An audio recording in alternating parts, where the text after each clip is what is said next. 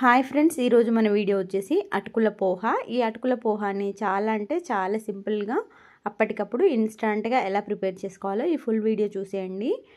చాలా క్రిస్పీగా ఉంటాయి. ఇవి అయిపోయేంతవరకు కూడా అదే టేస్ట్ ఉంటుంది, అదే క్రిస్పీనెస్ కూడా ఉంటుంది. కాబట్టి మరి లేట్ చేయకుండా ఈ ప్రాసెస్ ఏంటో చూసిద్దాం. ఈ అటుకుల పోహ తయారీకి ఒక చిన్న క్యారెట్, ఉల్లిపాయ, పచ్చిమిర్చి, కరివేపాకు, కొత్తిమీర, పుదీనా ఉంటే సరిపోతుంది. సింపుల్గా ఇలా ఇంట్లో ఉన్న వాటితో ఈజీగా ప్రిపేర్ చేసుకోవచ్చు. ఇప్పుడు స్టవ్ ఆన్ చేసుకొని ఒక వెడల్పాటి ప్యాన్ పెట్టేసుకొని దీనిలోకి మనకి సరిపడినంతగా అటుకులని తీసుకొని డ్రై రోస్ట్ చేసుకోవాలి. ఇలా కాస్త రంగు మారేంత వరకు లో ఫ్లేమ్లో అటు ఇటు కలుపుతూ మంచిగా రోస్ట్ చేసుకోవాలి.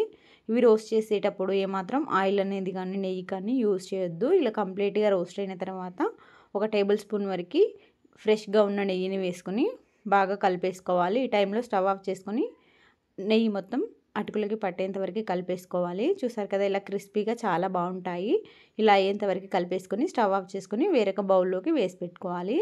ఇప్పుడు అదే స్టవ్ పైన అదే ప్యాన్ పెట్టేసుకొని పోపుని అయితే రెడీ చేసుకుందాం. ఈ పోపుకి పావు వరకు ఆయిల్ని వేసి ఆయిల్ బాగా వేడెక్కిన తర్వాత ముందుగా ఒక 20 నుంచి 30 వరకు వేరుశనగ గుళ్ళని వేసుకొని బాగా రోస్ట్ చేసుకోవాలి. ఆ తర్వాత పోపు దినుసులన్నీ వేసుకోవాలి.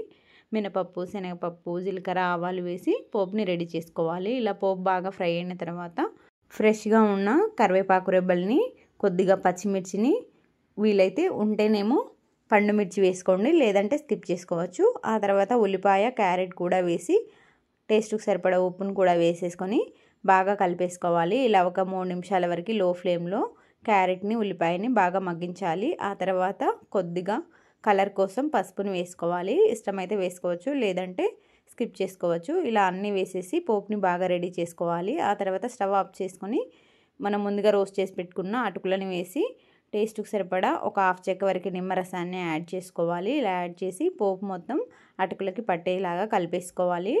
ఇలా కలిపేటప్పుడు ఫ్లేమ్ ఆఫ్ చేసినా పర్వాలేదు, లో ఫ్లేమ్లో పెట్టి కలిపేసినా పర్వాలేదు. ఆల్రెడీ మనం రోస్ట్ చేసాం కాబట్టి మళ్ళీ ఫ్లేమ్ ఉంచాల్సిన అవసరం అయితే ఉండదు. చూసారు కదా, ఇలా మొత్తం కలిసేంత వరకు కలిపేసుకొని వెంటనే సర్వ్ చేసుకోవడమే.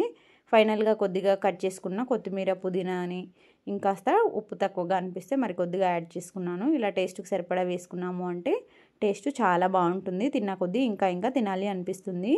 ఇలా అప్పటికప్పుడు ఇన్స్టాంట్గా ఇంట్లో తినడానికి ఏమీ లేనప్పుడు అటుకులు ఒకటే ఉన్నా కూడా ఇలాంటి కమ్మనైన పోహాని అయితే రెడీ చేసుకోవచ్చు. నచ్చితే మీరు ట్రై చేయండి ఫ్రెండ్స్.